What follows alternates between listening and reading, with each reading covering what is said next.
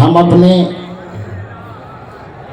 जीवन को यदि पापों से मुक्त करना चाहते हैं, विकारों से मुक्त करना चाहते हैं, उस पाप पूर्ण घटना के पहले हमारे मन का सजग होना आवश्यक है। इसी बात को उर्दू के एक शायर ने बड़े सुंदर शब्दों में इस भाव को प्रस्तुत किया है कि सुधर सकता है वह शख्स जो अपनी खता को खता मानता है। सुधर सकता है वह शख्स जो अपनी खता को खता मानता है, मगर उसका सुधरना तो मुमकिन नहीं है जो अपने ही मर्ज को दवा मानता है, जो अपने ही मर्ज को दवा मानता है। इस संसार में वह व्यक्ति अपने आप को निर्दोष कर सकता है, अपने आप को पवित्र बना सकता है, जिस व्यक्ति में सबसे पहले तो ये हिम्मत हो जाए कि वह अपनी कमी को कमी कह सके। सबसे पहले यह हिम्मत हो जाए कि वह अपनी बुराई को पहचान करके स्वीकार सके कि हमने यह बुराई है। वरना नीति तो यह कहती कि जब कोई शराब पीता है तो जिसने शराब पिया है उसको छोड़ करके बाकी पूरे दुनिया को पता चल जाता है कि वो शराब पिया है, लेकिन जिसने पिया है उसको तो पता ही नहीं होता है। जिसने क्रोध का शराब पिया है, क्रोध का नशा किया है, उस बेचारे को पहले पता तो हो कि हमने क्रोध का नशा पी लिया है। जिसमें लोभ की बुराई आ जाए, पहले उसको ये समझ तो आ जाए कि हमें लोभ आ गया है। दुर्भाग्य की बात तो यही है कि जिसमें उस बुराई का, जिसमें उस पाप का समावेश होता है, उस पाप पूर्ण वृत्ति के प्रति, पाप पूर्ण भाव के प्रति, पाप पूर्ण कर्म के प्रति उसकी चेतना सजग ही नहीं हो पाती। पहली बात तो वो समझ नहीं पाता है, और दूसरी बात यदि समझता भी है तो उसको स्वीकार नहीं करता है। शायर कहते हैं कि संभल सकता है वह शख्स जो अपनी खता को खता मानता है। पहले तो यह बात हमारे अंदर हो कि यदि गलती हमारे में है तो हम उसको मान ले कि गलती हो रही है। मानना बड़ा कठिन है। हर किसी को लगता है कि जितनी गलतियां हैं वो दूसरी में है, हम में तो गलती कुछ है ही नहीं। किसी को क्रोध आता भी है तो उस क्रोध के आरोपण का कारण वो दूसरे को ढूंढता है, दूसरे पे आरोप करता है कि फलाने ने ऐसा किया इसीलिए हमारे अंदर क्रोध आया। किसी को कोई मार भी देता है तो हम अपने बुराई के कारण आवेश में हमने किसी को मारा, ये भाव वो स्वीकार नहीं करता है। वो ये स्वीकार करता है कि दूसरे ने कोई ऐसा माहौल, कोई ऐसी परिस्थिति पैदा कर दी जिसके कारण उसको हमने गाली दे दिया, उस पर हमने क्रोध कर दिया, उसको हमने मार दिया। शायर कहते हैं, संत कहते हैं, विचारक कहते हैं कि अपने मन के अंदर के पापों को यदि धोना चाहते हो तो सबसे पहले इस बात को स्वीकार करो कि हमारे अंदर कुछ कमियां हैं। सदगुरु कबीर साहब की दृष्टि में कहें तो बुरा जो देखन मैं चला, बुरा न मिलिया को, जो दिल ढूंढा आपनो मुझसे बुरा न कोई। साहब कहते हैं कि जब अपने अंदर हमने ढूंढ करके देखा, अपने अंदर झांक करके देखा, तब पता चला कि जितनी बुराइयां, जितनी कमियां, जितने अवगुण मेरे अंदर हैं, बाकी लोग तो उससे कम में हैं। और जब अपने अंदर की कमियों को देखने की कला हमारे अंदर आ गई, इसी को आप श्री साहब जी के शब्दों में भजन कह सकते हैं। दूसरे में अवगुण को तलाशने की जो वृत्ति हमारी है उसको भोग कह सकते हैं, उसको सांसारिकता कह सकते हैं। और अपने अंदर यदि अवगुण को तलाशने की और उसे निरंतर दूर करने की वृत्ति हमारे मन में जग गई तो उसी भाव को हम योग कह सकते हैं, उसी को हम आध्यात्मिकता कह सकते हैं। जिस व्यक्ति के अंदर आध्यात्मिक चेतना का विकास होता है वह दूसरे की तरफ जब भी देखता है तो सद्गुण देखता है, अपने तरफ जब भी देखता है तो अवगुण देखता है। परम पूज्य सदगुरु आचार्य श्री धर्मस्वरूप साहब जी एक बड़ा सुंदर पद है साधकों के लिए, सत्संगियों के लिए, भक्तों के लिए। वो कहते हैं, साधक यही विधि आप संभालो। दुनिया के किसी भी भक्ति के क्षेत्र में लगे हुए, ध्यान साधना भजन के क्षेत्र में लगे हुए, वह किसी मत के हो, किसी पंथ के हो, किसी वर्ग के हो, किसी वर्ण के हो, किसी संप्रदाय की साधना में जुड़े हुए लोग हों, उस सबसे निवेदन है कि साधक यही विधि आप संभालो। ये साधकों, इस सत्संगियों, इस विधि से, इस तरीके से अपने आप को संभाल लो, अपने आप को सुरक्षित कर लो। वो तरीका क्या है कि जिस विधि से, जिस तरीके से अपने आप को हम अवगुणों में धंसने से, माया में धंसने से, विकारों में धंसने से, वासनाओं में धंसने से अपने आप को बचा सकें, उसका तरीका क्या है? आसान तरीका।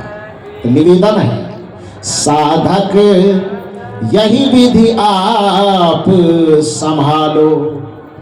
सदगुण दर्शन करो आन में। आन शब्द का प्रयोग किया गया है, जो बहुत बहुत व्यापक रूप से इस आन शब्द का प्रयोग बिहार में किया जाता है। हालांकि आन यह लोक भाषा है, जो संस्कृत का मूल शब्द है वह अन्य को ही लोक भाषा में अपभ्रंश करके आन शब्द कहा जाता है। अन्य मन दूसरा, और उसी का लोक रूप आन है, तो आन मन भी दूसरा। दूसरे के तरफ जब भी हमारी दृष्टि उसे, निवेदन है, सदगुण दर्शन करो आन में, नित निज दोष निहारो। साधक यही विधि आप संभालो। साधक यही विधि आप संभालो। साधना और भक्ति के क्षेत्र में लगे हुए लोगों से निवेदन है कि यदि अपने मन के विकारों को धोना चाहते, विकार कहने में समझ में नहीं आता तो सीधी भाषा में कहिए कि अपने मन के पापों को धोना चाहते, जिस पाप को धुलाने के लिए लोग अधिकांश यहाँ पर आए हैं। बड़े बड़े आचार्य गुरुओं के द्वारा टीवी चैनलों पर यह घोषणा की जाती है कि कुंभ में लोग पाप धुलवाने के लिए आए। असल में श्री साहब जी बता रहे थे कि सरस्वती का दर्शन, सरस्वती में जिस दिन आप निमज्जन करेंगे, डुबकी लगाएंगे, उसी दिन पाप धुलेगा। क्योंकि असल बात यह है कि यही एक गंगा है जिस गंगा की प्रवाह में आपका मन धुल सकता है। लेकिन जो व्यक्ति यह सोचता है कि हम गंगा जो बाहर में दिख रही उसमें डुबकी मार करके हम पाप को धो लेंगे, तो उस व्यक्ति को यह विचार करना चाहिए कि बाहर के पानी में, बाहर के गंगा में आप डुबकी लगाते हैं तो उस गंगा का स्पर्श आपके तन तक होता है, चमड़े तक होता है। और तन के किसी भी स्तर में, चमड़े में तो पाप होता नहीं। पाप कहाँ होता है? मन के अंदर होता है। गंगा जी में डुबकी लगा करके यदि हम पाप धोने की बात करें, एक निवेदन मैं करता हूँ आपसे। महाभारत आप पढ़ते होंगे, सुनते होंगे उसके संबंध में। उसमें भीष्म जी का एक चरित्र आता है। भीष्म को किसका पुत्र माना जाता है? जरा साहब लोग बताइए। महाभारत में भीष्म पितामह को किसका पुत्र माना जाता है? आवाज सुनाई नहीं पड़ी, थोड़ा जोर से बोलिए। गंगा पुत्र माना गया। भीष्म पितामह को उसके पाप की सजा मिली कि नहीं मिली? थोड़ा जोर से बताइए। मिली? हाँ मिली। सजा के रूप में ही कहा जाता है, महाभारत में यह उद्धृत है कि सजा के रूप में ही उसे 18 दिन तक तीर के सैया पर झूलना पड़ा। महाभारत में यह प्रसंग का उल्लेख है कि आखिर उसे सजा मिली तो क्यों मिली। कहा जाता है जब तीर के सैया पर भीष्म पितामह झूल रहे थे, दुख भोग रहे थे, तो एक दिन श्री कृष्ण से वो एकांत में पूछते हैं कि जहां तक मुझे स्मरण है कि लगभग 100 जन्म तक मैंने कोई पाप नहीं किया, कोई अपराध नहीं किया, कोई गलती नहीं की, कोई भूल नहीं की। जब व्यक्ति को कर्मों की ही सजा मिलती है, तो जब मेरे मन से, वचन से, कर्म से कोई अपराध, कोई पाप हुआ नहीं, तो फिर ये 18 दिन तक जो तीर पर लटक करके हम झूल रहे हैं, इतनी पीड़ा भोग रहे हैं, इतना दर्द भोग रहे हैं, क्यों भोग रहे हैं? तो श्री कृष्ण ने उनसे कहा कि आप कितने दिन की बात बता रहे हैं? तो भीष्म पितामह कहते हैं कि मैं 100 जन्म तक। श्री कृष्ण कहते हैं कि 100 काफी नहीं है। कबीर साहब की भाषा में कहें तो कबीर कमाई आपनों कभी न निष्फल जाए, 7 समुंदर आरा पड़ी तो आगे मिली याद है। इसी बात को महर्षि चाणक्य की भाषा में कहें तो यथा धेनु सहस्त्रेषु वत्सु गच्छति मातरम तथा यत्कृतं कर्मं कर्तारम अनुगच्छति, कि जैसे हजारों गायों के बीच में एक बछड़े की माँ को छिपा करके रख दिया जाए, बांध करके रख दिया जाए, और कुछ देर के बाद जिस बछड़े की माँ को 1000 गाय के मध्य में छिपाई गई है, उस बछड़े के गर्दन से रस्सी खोल दी जाए, तो वो बछड़ा दौड़ते दौड़ते कहाँ जाएगा? कहाँ जाएगा? माँ के पास। महर्षि चाणक्य कहते हैं कि यथा धेनु सहस्त्रेषु वत्सु गच्छति मातरम तथा यत्कृतं कर्मं कर्तारम अनुगच्छति, कि जैसे हजारों गायों के बीच में छिपे होने के बावजूद भी एक बछड़ा अपनी माँ को ढूंढते ढूंढते उसके पास देर सवेर पहुंच ही जाएगा, उसी तरह से लाखों करोड़ों मनुष्य के बीच में कर्ता के द्वारा किए गए कर्म का फल देर सवेर जाकर के उसके पास ही पहुंचेगा। इधर उधर कर्म का फल कभी भटक नहीं सकता है। तो चाहे आज मिले कल मिले, निर्गुण परंपरा के संतों की तो ये मान्यता है ही, जो दिन रात सगुण परंपरा का गुणानुवाद करते हैं और कहते हैं कि पाप बाहर में कटेगा, उस सगुणवादी विचारकों से भी आप पूछें तो वो कहते हैं कि कर्म के फल से बच नहीं पाइएगा। कर्म प्रधान विश्व करी राखा, जो जस करहि सो तस फल चाखा, गोस्वामी जी की मान्यता है। को न काहु सुख दुख कर दाता, निजकृत कर्म भोग सुनु भ्राता, ये सगुणवाद की विचारधारा है कि नहीं है? तो चाहे कर्म का फल, चाहे वो निर्गुणवादी विचारधारा हो कि सगुणवादी विचारधारा, कर्म के फल से बचने का उपाय कहीं नहीं है, किसी भी रूप में नहीं है। तो फिर पाप कैसे कटेगा? भीष्म पितामह से श्री कृष्ण यही कहते हैं कि आप 100 जन्म का स्मरण कर रहे हैं कि मैंने कोई पाप, कोई भूल, कोई अवगुण किया नहीं, तो फिर ये तीर के सैया पे में झूला क्यों झूल रहा, लटका हुआ क्यों, दुख क्यों भेग रहा, पीड़ा क्यों भोग रहा? श्री कृष्ण ने कहा कि 100 जन्म तक तो स्मरण है, 1 जन्म थोड़ा पीछे और चलिए। कहानी है, जैसा साहब जी कह रहे हैं, बहुत सारी बातें ऐसी कही जाती है जो सच में घटी हो ना घटी हो मालूम नहीं।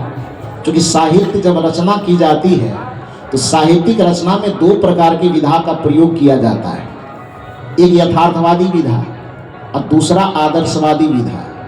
यथार्थवादी विधा का अभिप्राय होता है कि जो घटना सचमुच में घटित हुई हो उसको आधार बना करके कोई कहानी, कोई कथा ज्यों का त्यों कहना, उसको यथार्थवादी विधा कहा जाता है। और आदर्शवादी विधा का अभिप्राय होता है घटना घटी हो न घटी हो उससे कोई मतलब नहीं, किसी घटना को प्रासंगिक रूप दे करके और उसको आधार बना करके जो अच्छी शिक्षा देने की नियत से कोई बात कही जाती है, तो घटना सच में घटी हो न घटी उससे कोई मतलब नहीं, उससे एक अच्छी प्रेरणा, एक अच्छी शिक्षा समाज को मिल जाती है, उसको आदर्शवादी विधा कहा जाता है। जैसे सदगुरु कबीर साहब की एक वाणी है कि माटी कहे कुम्हार से।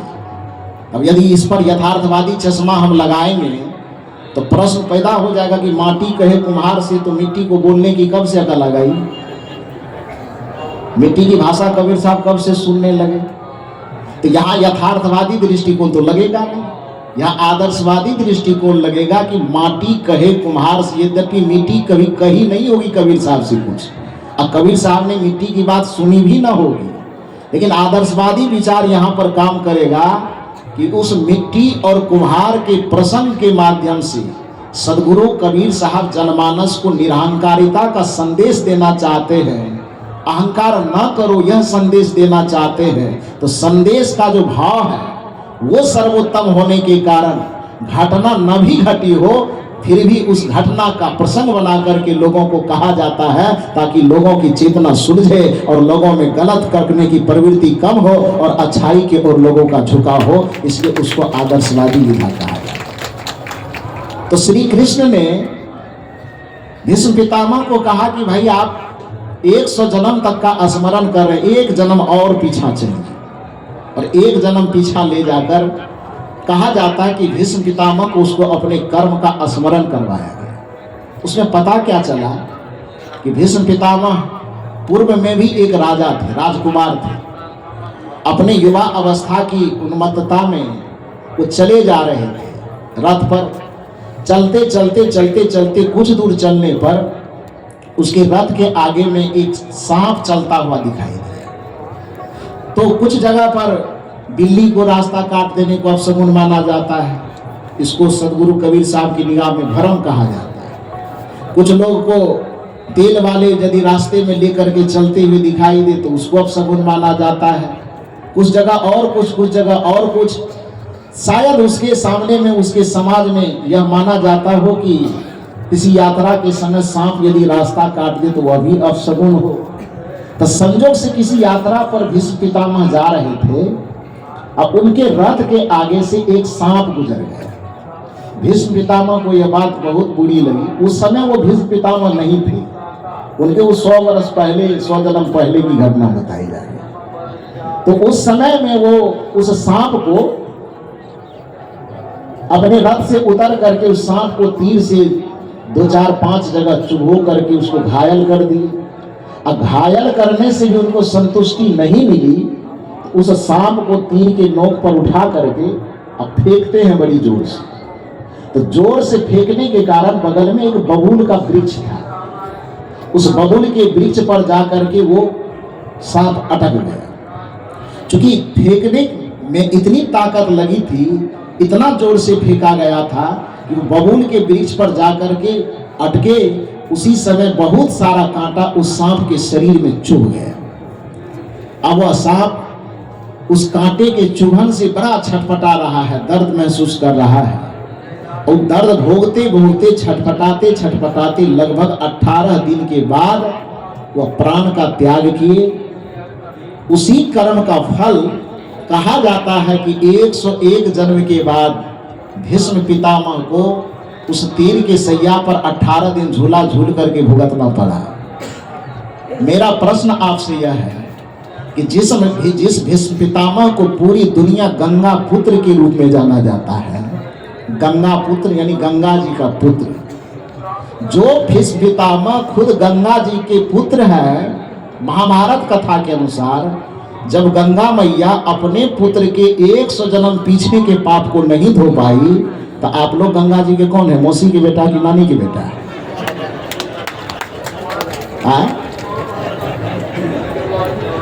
कौन है? मेरे समझ से कोई रिलेशन में नहीं होंगे आप। यदि रिलेशन में होंगे, बहन के बेटा भी लगेंगे तो अपना बेटा तो थोड़ा नजदीक होता है ना, होता है ना। तो जब गंगा जी अपने पुत्र यानी गंगा पुत्र भीष्म, अब हम नहीं जानते कि उनका पुत्र वो है कि नहीं है, कथा जो कह रही उसके अनुसार मैं बता रहा।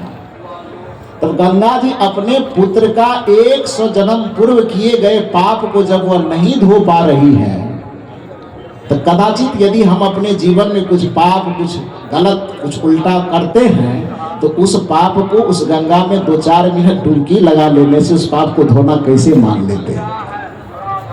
यदि हमारा यह मन मान रहा है कि डुबकी लगाने से पाप धुलता है, इसी को संतों की दृष्टि में भ्रम कहा जाता है। वस्तुतः पाप धुलता है। जो साहब जी कह रहे हैं कि सरस्वती जिस दिन आपके जीवन में उतर जाएगी, सरस्वती का प्रवाह मतलब चेतना का प्रवाह, सजगता का प्रवाह जिस दिन आपके अंतःकरण में होने लगेगा, सावधानी का प्रवाह जिस दिन आपके अंतःकरण में होने लगेगा, कार्य और घटना के पूर्व आप में चैतन्यता का जिस समय जागरण हो जाएगा, उसी सरस्वती के प्रवाह में आपके चित्त का ऐसा निमज्जन होगा कि आप सभी पापों से मुक्त हो सकते हैं, सब विकारों से मुक्त हो सकते हैं। ये सरस्वती आपके मन तक पहुंचती है। ये गुरु के मुख से प्रवाहित जो ज्ञान गंगा है, ये आपके मन तक पहुंचता है। और पाप का बीज हमारे तन में होता नहीं, पाप का बीज हमारे मन में होता है। असल में काम हमको यही करना चाहिए था कि मन को अपनी ज्ञान गंगा से धुलवाना था, लेकिन किए क्या? जलोटा जी ने बड़ा सुंदर शब्द में इसको पिरोया है।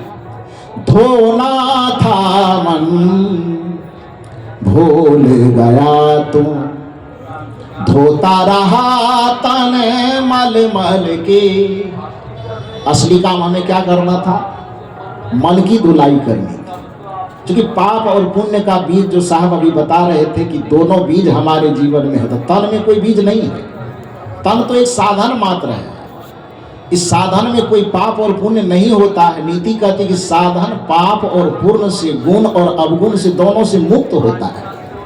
माइक में प्रवचन कर रहे थे, साउंड आपको प्रवचन सुना रहा है, इसमें इसका कोई योगदान नहीं है। अभी माइक में गाली बकना शुरू करें तो साउंड आपको प्रवचन सुनाएगा? नहीं सुना पाएगा। तो यदि साउंड के माध्यम से गाली दी जा रही है, आप गाली सुन रहे हैं, तो इसमें इसके पीछे बैठ करके बोलने वाले का भले कुछ लेना देना हो, लेकिन साउंड का, तार का, माइक का, इसमें कोई पाप और पुण्य से लेना देना नहीं है। नीति कहती कि शुभाभ्याम मार्गाभ्याम बहंती वासना सरी पौरुषायन प्रयत्न नियोजनया शुभे पथि।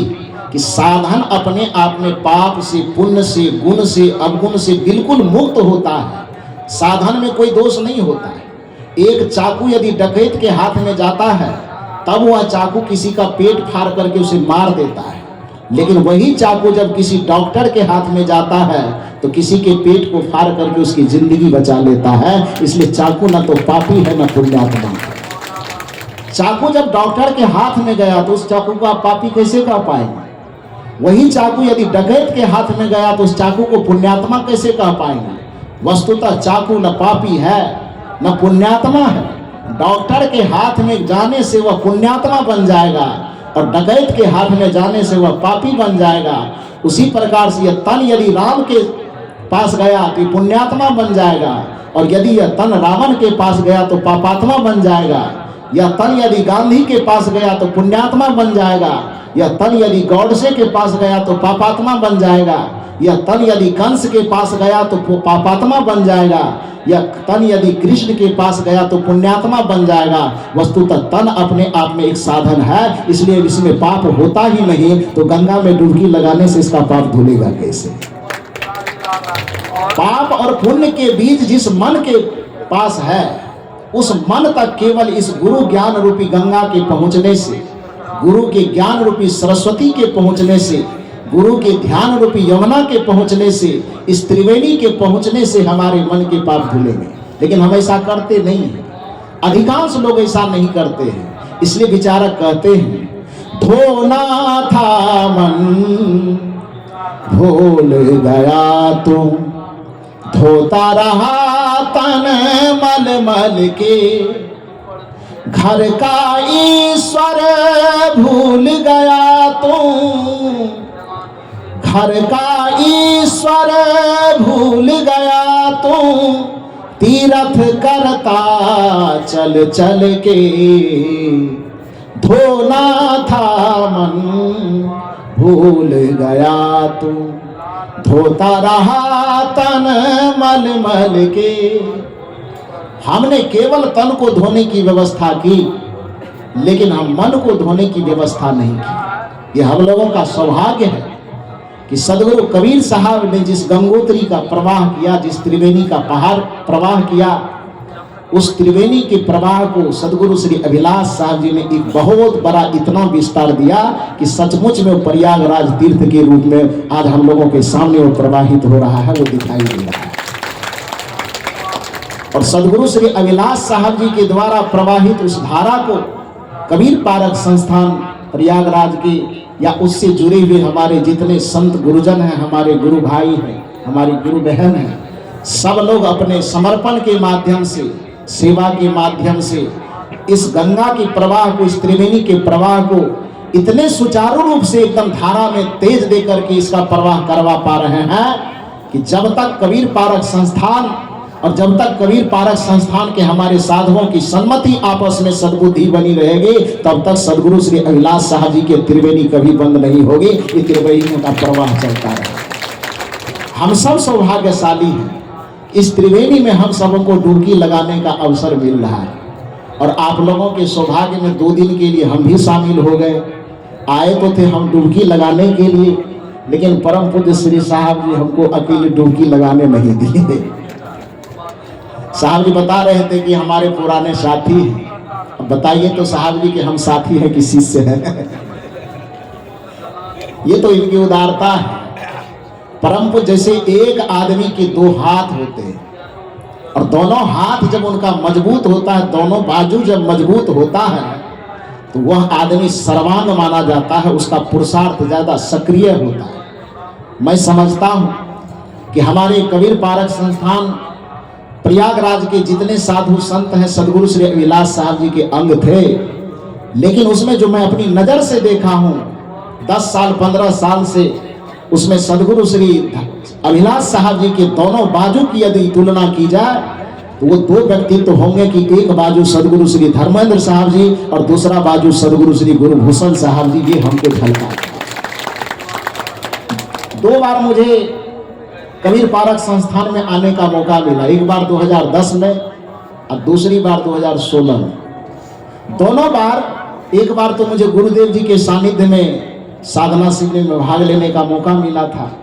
उस समय मैंने देखा था कि गुरुदेव जी दोनों महापुरुषों के प्रति किस तरह का भाव रखे हुए थे। दोबारा दुर्भाग्य से 2016 में जब आए तो ये हम लोगों के दुर्भाग्य का उस समय उदय हो चुका था कि 2012 में ही सदगुरु श्री अविलास साहब जी शरीर से इस दुनिया से परिनिर्वाण को प्राप्त हो गए, स्वरूपलीन हो गए। लेकिन उनके संस्कार, उनके ज्ञान, उनकी भक्ति, उनके वैराग्य से जो प्रवाहित ज्ञान गंगा, भक्ति की गंगा है, उस गंगा को हमारे सभी गुरुजनों ने इतने सुचारू रूप से प्रवाहित किया है कि भले ही शरीर के रूप में आज सदगुरु श्री अविलास साहब जी हम लोगों के सामने नहीं है, लेकिन विचार की क्रांति के रूप में सदगुरु श्री अविलास साहब जी सदैव थे, सदैव हैं और सदैव रहेंगे। उनके विचार की क्रांति और मसाल को कभी बुझाया नहीं जा सकता। उस ज्ञान के मसाल में, उस त्याग के मसाल में हम लोग सदैव अपने आप को आलोकित करते रहे, अपने मन को पढ़ते रहें, अपने जीवन को पढ़ते रहें। कदाचित रामायण कुछ दिन पढ़ना छूट जाए तो उतने अफसोस की बात नहीं है। कदाचित गीता कुछ दिन पढ़ना छूट जाए, वैसे छोड़ना नहीं चाहिए। पढ़ते हैं जो अच्छा काम करते, पढ़ते रहिए। लेकिन निवेदन है इस मंच का कि कदाचित आपका गीता कुछ दिन पढ़ना छूट जाए, उतना चिंता की बात नहीं। कदाचित रामायण पढ़ना, वेद पढ़ना, शास्त्र पढ़ना छूट जाए कुछ दिन, उतनी चिंता की बात नहीं। लेकिन आप अपने जीवन और मन रूपी किताब को कभी पढ़ना ना छोड़ें। यह मन रूपी ग्रंथ को पढ़ने का यह स्थान है, यह शिक्षा देता है, यह कबीर विचार है कि आप अपने मन रूपी ग्रंथ को सदैव पलटते रहिए, जीवन रूपी ग्रंथ को सदैव पलटते रहिए। और उस जीवन और मन रूपी ग्रंथ में यदि कहीं पर आपको बुराई दिखाई दे, कभी अवगुण दिखाई दे, तो उसको दूर करते रहिए। यही सभी संत यह शिक्षा देते हैं। कुछ लोग तो केवल निर्गुणवादी विचारधारा वाले लोगों पर यह थोपते हैं कि केवल अवगुण दूर करो, बुराई दूर करो, भगवान का भजन करने की बात करता नहीं, परमात्मा का कभी नाम लेता नहीं, ईश्वर अल्लाह कभी पुकारता नहीं। ये खाली अवगुण दूर करो, बुराई दूर करो, पाप दूर करो, वासना दूर करो, भोग दूर करो, खाली यही बात करता है। अरे परमात्मा को करने पुकारने की बात कहाँ है? जिस दिन आपने बुराई को दूर कर ली, उस दिन परमात्मा को पुकारना नहीं पड़ेगा, बल्कि आपके हृदय में परमात्मा स्वतः प्रकट हो जाएगा। यही कबीर साहब कहना चाहते हैं कि अवगुण को केवल दूर करो, परमात्मा अपने आप प्रकट होगा। संतों की मान्यता में परमात्मा को बुलाने की बात इसलिए नहीं होती है क्योंकि परमात्मा प्रकट होता है। सगुणवादी विचारधारा में कहा जाता है कि परमात्मा अवतार लेते हैं, और निर्गुणवादी विचारधारा में कहा जाता है कि परमात्मा प्रकट होते हैं। आपके मन में सवाल हो सकता है कि दोनों में अंतर क्या हुआ? प्रकट होना और अवतार होना क्या अंतर हुआ? तो अवतार होने का मतलब होता है ऊपर से किसी चीज का नीचे आना। कोई भगवान कहीं आसमान में बैठा हुआ है और जब जब हो ही धर्म की हानि, उपजही असुर अधम अभिमानी, तब तब धरी प्रभु मनुज शरीरा, हर ही कृपा निधि सज्जन पीरा। इस चौपाई के अनुसार कि कोई परमात्मा सातवां आसमान में बैठा हुआ है, और जब जब धर्म की हानि होती है, पाप बढ़ता है, विकार बढ़ता है, तो सगुणवाद कहता है कि कोई भगवान आसमान से उतर करके धरती पर आता है, पाप का हरण करता है। लेकिन सदगुरु कबीर साहब जैसे संत, भगवान बुद्ध, भगवान महावीर जैसे संत कहते नहीं, कोई भगवान अवतार नहीं लेता। का तब कबीर साहब कहते हैं भगवान प्रकट होते हैं। तब प्रकट होने का क्या अर्थ है भाई? कबीर साहब की साखी में सुनिए कि सब घट मेरो साइया, सोनी से जन कोई, बलिहारी वा सेज की जाघट परगट हो। साहब कहते हैं कि बलिहारी उससे है तो सब में वह छिपा हुआ, लेकिन उस सेज की बलिहारी है जिस सेज पर वह प्रकट हो चुका। प्रश्न आपके मन में होगा कि अवतार नहीं होता लेकिन प्रकट होता है, ये कौन सी बात आप बता रहे हैं? तो प्रकट होने का अर्थ यह होता है, एक आम बोलचाल की भाषा में, हम लोग सब किसान वर्ग के लोग यहाँ बैठे हुए हैं, थोड़ा सा निवेदन, प्रकट होने का अर्थ क्या होता है? अवतार होने का अर्थ होता है जो है नहीं कहीं से आ गया। अब प्रकट होने का अर्थ क्या होता है? जैसे जमीन में किसान लोग खेती करते हैं, धान के महीने में धान बोते हैं, मकई के महीने में मकई बोते हैं, गेहूं के समय में गेहूं बोते हैं। किसी भी फसल का क्रम एक साल के बाद लौटता है। मान लीजिए धान अभी बोए, गेहूं कटने के बाद फिर धान वगैरह लगाते लगाते एक अगला साल आएगा ठंडी का मौसम, तब उस समय में फिर गेहूं मकई लगाते। यही होता है, ऐसा ही होता है ना। तो जिस समय आप 9 महीना 10 महीना 11 महीना तक खेत में आपने धान बोया, तब तक कोई साग पात तो उगता नहीं है। लेकिन गेहूं को जैसे आप लगाए तो आप दुकान से तो गेहूं का बीज खरीद करके लाए, खाद लाए, खाद छीटे, गेहूं का बीज छीटे, मकई का बीज छीटे, उसमें जो भी निराई गुराई सिंचाई करना हो वो किए। उसमें भांग और बथुआ के फसल का बीज ला करके तो आप छीटे नहीं थे? छीटे थे क्या? मकई छीटे थे कि भांग बथुआ छीटे थे? बीज कौन चीज का छीटे थे? मकई का अथवा गेहूं। भांग कहीं से लाए नहीं, बथुआ कहीं से लाए नहीं, दूब कहीं से लाए नहीं, छीटे नहीं, उसके लिए कोई प्रयास नहीं किए। तो मकई गेहूं के साथ साथ वो भांग का बीज कहां से आ गया? वो भांग का पौधा कहां से आ गया? वो बथुआ का पौधा कहां से आ गया? दूब का पौधा कहां से आ गया? कहीं से आया? ऊपर से? ऊपर से नहीं आया, बल्कि साल भर से वह बीज उस जमीन के अंदर पहले से छिपा हुआ था। और अनुकूल समय आया, ठंडी का मौसम आया, अनुकूल वातावरण तैयार हुआ, तो आपने उसमें जो फिर फसल बोया, उस फसल के साथ साथ अनुकूल वातावरण आने पर वह घास पात का बीज अपने आप प्रकट हो गया। तो जो जमीन के अंदर पहले से छिपा था, संजोग पा करके, अवसर पा करके, मौका पा करके, वातावरण की अनुकूलता प्राप्त करके वह जो उससे निकल गया, तो उस घास का निकलना कहीं से आना नहीं हुआ, इसलिए कहा जाएगा कि वह घास प्रकट हो गया। ये प्रकट होने का तरीका है, ये प्रकट होने का विधान है।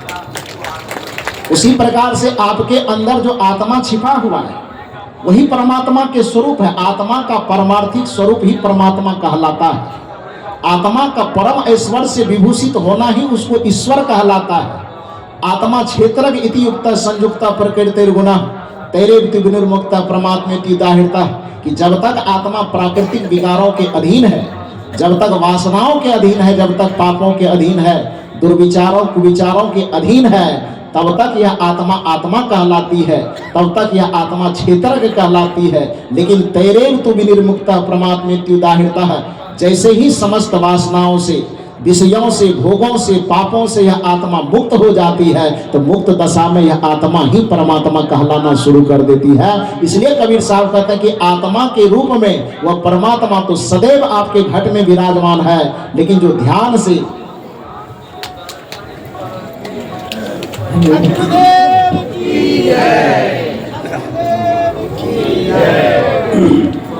व्यवस्थित बैठ जाएं, जिसके सामने जगह खाली हो तो जगह भर लेंगे। गुरुदेव की।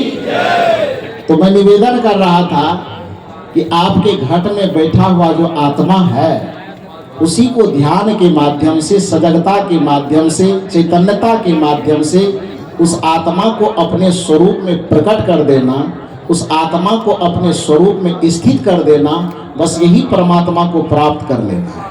यही परमात्मा में स्थित हो जाना होता है। और यह क्रिया कहीं से ऐसा नहीं कि हम ध्यान करेंगे, साधना करेंगे, सत्संग करेंगे तो कोई भगवान, कहीं आत्मा, कोई परमात्मा कहीं बाहर से आ जाएगा। बाहर से कोई नहीं आएगा, बस प्रकट होगा। केवल बुराइयों और अवगुणों के आवरणों को धोते जाए। आत्मा पर से बुराई और अवगुण का आवरण जितना हटता चला जाएगा, समझिए कि आपका पाप उतना उतरता चला जा रहा है। और वो पाप उतरने की क्रिया केवल इस सत्संग रूपी गंगा में डुबकी लगाने से हो सकती है।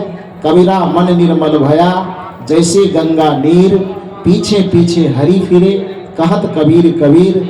हम लोग इस ज्ञान गंगा में, ज्ञान भक्ति वैराग की त्रिवेणी में निरंतर स्नान करते रहें और पूज्य संत गुरुजनों के आशीर्वाद और कृपा से और साथ साथ अपने पुरुषार्थ से, जब दोनों का पुरुषार्थ और कृपा दोनों का समन्वय होगा तो कबीर साहब की भाषा में कहेंगे, ये मर जीवा अमृत पीवा, क्या धसी मरसी पतार।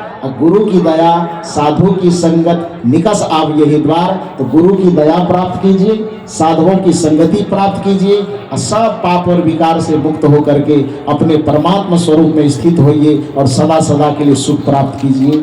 बस इतना ही निवेदन करके मंचासीन समस्त पूज्य संत गुरुजनों के चरणों में कोटि कोटि नमन करते हुए, दर्शक दीर्घा में विराजमान देव एवं देवी के हृदय में स्थित परम रमैया राम को सादर प्रणाम करते हुए मैं अपनी वाणी को यहीं पर विराम देता हूँ।